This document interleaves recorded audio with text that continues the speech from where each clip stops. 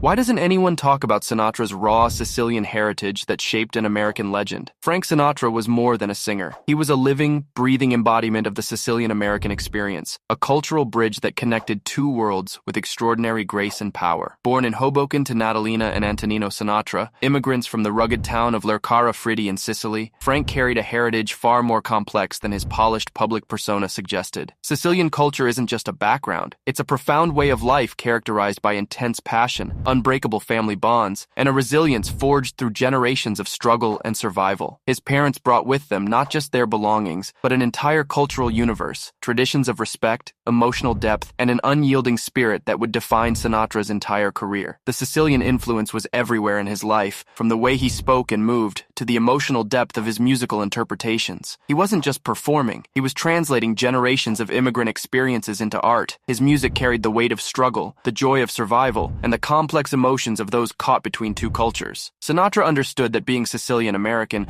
wasn't about choosing sides, but about creating something entirely new, a vibrant, dynamic identity that honored both worlds. Every performance was a testament to his roots, raw, powerful, uncompromisingly authentic. What's your take on Sinatra's Sicilian roots? Let me know in the comments.